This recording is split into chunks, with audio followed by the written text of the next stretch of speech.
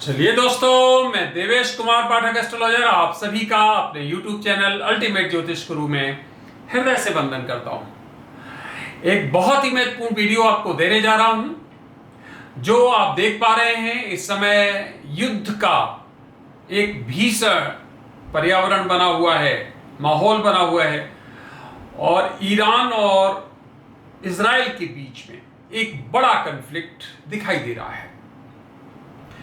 तो ये बहुत ही महत्वपूर्ण वीडियो है। इसमें मैं आपको बताने वाला हूं dangerous weapons to be used henceforth। इसके आगे क्या क्या खतरनाक हथियार यूज होंगे। कई ऐसे वेपन्स मैं आपको इसमें बताने वाला हूं जो यूज होने ही होने हैं और इनकी एक तरह से क्रोनोलॉजी है। जैसे याद होगा आपको, मैंने पिछले वीडियो में आपको बताया था साइबर वॉर, साइबर अटैक शुरू होंगे सबसे पहले इजराइल की तरफ से। आपने सुना होगा 2 दिन पहले साइबर अटैक्स हुए हैं इराक पर, और उस ईरान पर जो अटैक हुए हैं उसमें उनको बहुत उनके जो डेटा है उसको एक तरह से चुरा लिया गया है, उसको इजराइल के द्वारा ले लिया गया है। तो आगे क्या क्या हो सकता है वही मैं आपको इस वीडियो में बता रहा हूं। बहुत ही महत्वपूर्ण वीडियो है और ये एक तरह से घटित होने वाले जो घटनाक्रम है उस क्रोनोलॉजी में लगभग आप देखेंगे उसी तरह से एक एक करके सामने आ रहा है।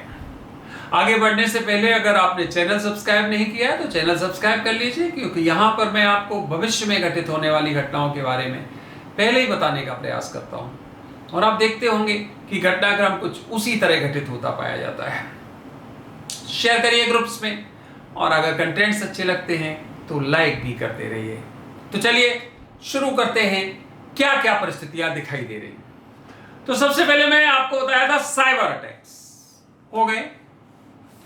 अब जो भी आंकड़े, जो भी डेटा इजराइल ने सीख किया होगा, प्राप्त किया होगा, अब उस डेटा का स्टडी हो रहा होगा और कहां कहां पर पूरी मशीनरी को ठप किया जा सकता है उस तरह की सब कुछ गणना हो रही होगी।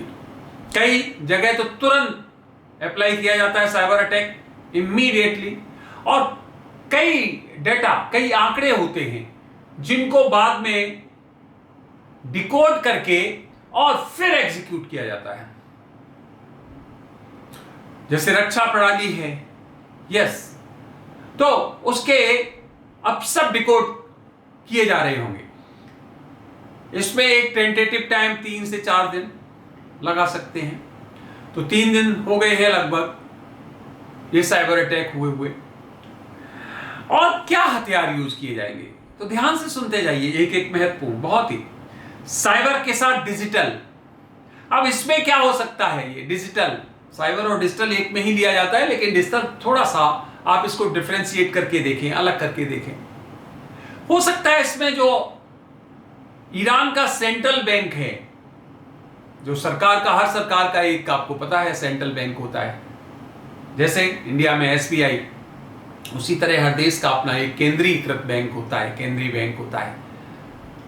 उस बैंक के लेखों को, अकाउंट्स को, उसको पूरी तरह से चेक किया जा सकता है, स्टॉप किया जा सकता है, करप्ट किया जा सकता है।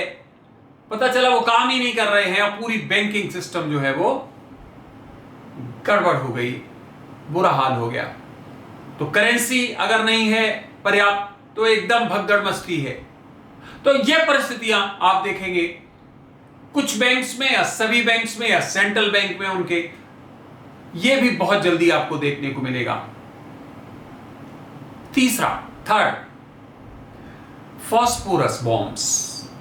ये बहुत खतरनाक होते हैं। ये केवल ईरान के परिप्रेक्ष्य में मत देखिए, ये आप लेबनान है, सीरिया है, यमन है, इनके साथ देख के चलिए। इनमें सब में ये इस तरह के हथियार यूज किए जाएंगे।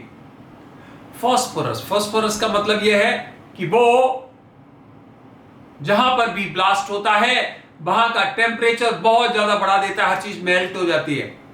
800 डिग्री सेल्सियस से 2500 डिग्री सेल्सियस तक हो सकता है। तो इसका मतलब है एवरीथिंग इज मेल्टेड। बहुत खतरनाक होता है। तो ये जहां पर भी पड़ता है वहां के ऑक्सीजन को लगभग समाप्त कर देता है, उसको सोख लेता है एक तरह से आप कह सकते हो। और फिर जो हमारी ऊपर की जो स्किन होती है बुरी तरह जला देता है। ऊपर की स्किन क्या, व्यक्ति ही जल जाएगा, भाप बन जाएगा, वाष्पीकरण हो जाएगा 800 डिग्री से 2500 तो इनका यूज आप देखेंगे किया जा रहा है कई जगह पर। अगला बहुत ही महत्वपूर्ण है इलेक्ट्रोमैग्नेटिक बॉम्ब। इसको साधारण भाषा में ब्लाइंड बॉम्ब भी कहा जाता है। यह क्या होता है भाई? यह और खतरनाक होता है। ये हमारे जितने भी इलेक्ट्रॉनिक गैजेट्स होते हैं, अपरेटस होते हैं, जितनी भी मशीनरी होती है, ट्रांसपोर्टेशन है, जितने भी सेनाओं की मशीनरी है, जितने भी रक्षा प्रणाली है, ये बॉम्ब उन सबको पैसिव कर सकता है, सबको इनइफेक्टिव कर सकता है। इसका मतलब यह हुआ कि जब यह बॉम्ब पड़ता है तो ना आपकी रेल चलेगी, ना आपका कुछ चलेगा, सब कुछ जैम हो जाएगा। और विशेष बात, उसको रिपेयर भी नहीं किया जा सकता है। जब तक मशीनरी बदली नहीं जाएगी, जब तक वो पर्टिकुलर जहां पर भी प्रॉब्लम हुई है उसको रिपेयर नहीं किया, जब तक उसको रिप्लेस नहीं किया जाएगा रादर, तब तक वो काम ही नहीं करेगी। इसकी बहुत संभावनाएं हैं। ये बॉम्ब सबके पास नहीं है, लिमिटेड इजराइल के पास है, अमेरिका के पास है, बिल्कुल रूस के पास भी हो सकता है, और चाइना का तो कोई कभी पता नहीं कर पाता है, उसके पास भी ये बॉम्ब होगा। तो ये एक पर्टिकुलर क्षेत्र में जिसमें भी यूज किया जाता है उसमें मशीनरी को इनइफेक्टिव कर देता है। तो अगर उसकी रेडियस को मेजर करके और एक पर्टिकुलर शहर में, टेक फॉर एग्जांपल तेहरान को ले लीजिए, और उसमें 10-12 बॉम्ब्स ऐसे डाल दिए जाएं, तो क्या होगा? पूरी की पूरी प्रणाली ठप, सब मशीनरी ठप, ना रेल चलेगी, ना बस चलेगी, ना रक्षा प्रणाली काम करेगी, जो इवन जो मिसाइल्स हैं या जो ड्रोन्स हैं वो भी कहीं के कहीं प्रभाव करने लगेंगे, या फिर वो बिल्कुल फुस हो जाएंगे, इसका मतलब काम ही नहीं करेंगे। तो ये बहुत ही खतरनाक, और ये यूज होना दिखाई दे रहा है कि ये जरूर इजराइल यूज करेगा। तो ये ब्लाइंड बॉम्ब्स कह सकते हो या इलेक्ट्रोमैग्नेटिक बॉम्ब्स भी कह सकते हो इनको। अगले जो हथियार हैं वो हैं केमिकल और बायोलॉजिकल वेपन्स। दोनों ही बहुत खतरनाक है। बायोलॉजिकल वेपन्स में वायरस या बैक्टीरिया बॉम्ब की शेप में उसमें करके और कहीं पर ब्लास्ट कर दिया जाता है। विशेष तरह की बीमारी जिन पर मुश्किल से, जब तक आपके पास उसका नहीं है निदान, तब तक तो जाने क्या होगा, कितने लोग मारे जाएंगे। बायोलॉजिकल। इसी तरह से केमिकल, आपको पता है कि केमिकल बॉम्ब और ये बायोलॉजिकल ये प्रतिबंधित हैं। फास्फोरस भी प्रतिबंधित है क्योंकि इसमें बहुत बड़ा संहार होता है। तो ये बॉम्ब्स हैं, ये ईरान के द्वारा यूज किए जा सकते हैं। यस, ईरान के पास कुछ ऐसे बॉम्ब्स हैं जो केमिकल और बायोलॉजिकल की श्रेणी में आते हैं। तो ये इजराइल के लिए एक बुरी खबर है। और एटॉमिक न्यूक्लियर वेपन्स, परमाणु हथियार, ये पता है आपको, मास डिस्ट्रक्शन करते हैं। अलग अलग इनका अलग अलग शक्ति होता है। आजकल तो बहुत शक्तिशाली बॉम्ब्स हैं जो दूसरे विश्व युद्ध में हुए थे यूज 1945 में 6 और 9 अगस्त को जापान में नागासाकी और हिरोशिमा पे। वो कम शक्तिशाली थे, आज अभी तक काफी शक्तिशाली बॉम्ब्स बन चुके हैं, मेगाटन्स में उनका शक्ति है। तो वो बहुत ही मास डिस्ट्रक्शन के हथियार हैं। और वो जहां पड़ जाते हैं वहां बंजर हो जाता है, जमीन नहीं काम करती है, बंजर हो जाती है, लोग बुरी तरह से मरते हैं। जो जिंदा रह जाते हैं उनकी जिंदगी और ज्यादा खतरनाक होती है, क्योंकि उनको तरह तरह की बीमारियां, जापान में आज भी बहुत बुरा हाल है, जो उस समय के लोग बचे हुए हैं उनका बहुत बुरा हाल है।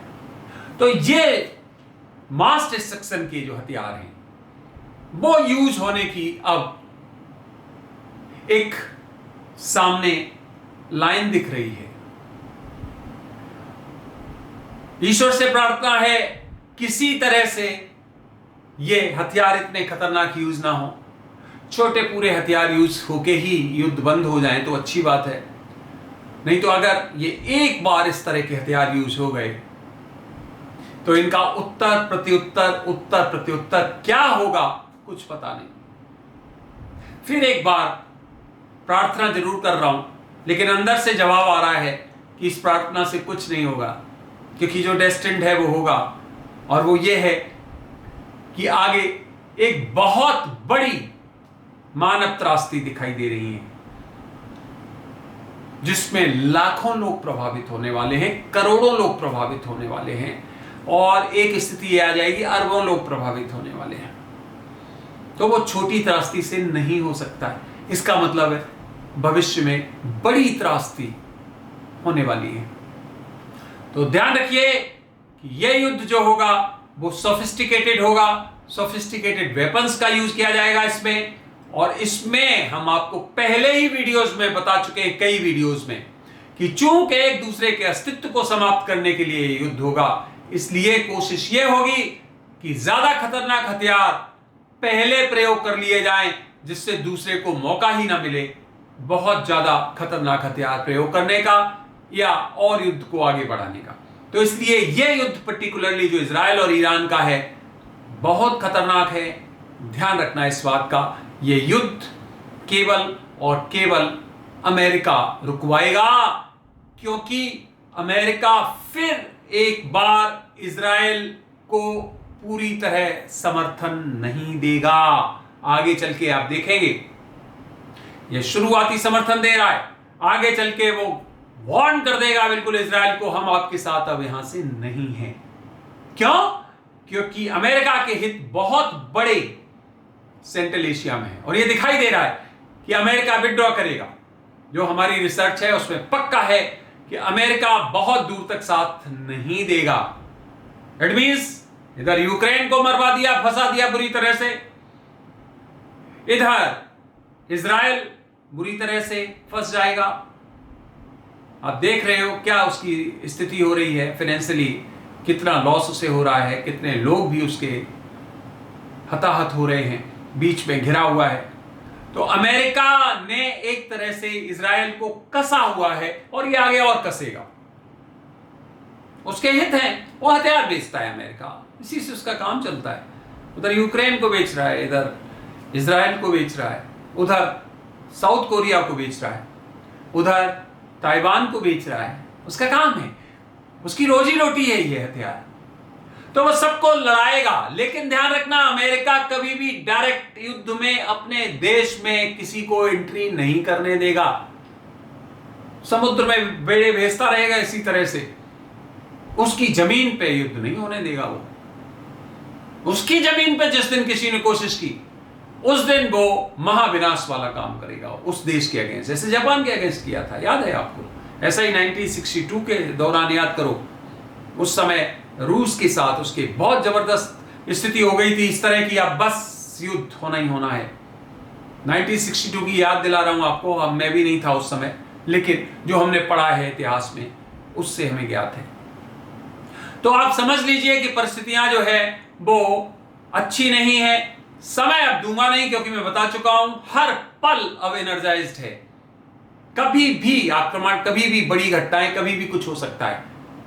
याद है ना आपको क्या बताया था? बताया था कि ईरान बहुत जल्दी कोई बड़ा परीक्षण करेगा, और भी कई देश परीक्षण करेंगे। कर लिया ना, देख लिया ना आपने। रात को 5 अक्टूबर को 10:15 पे हो गया ना।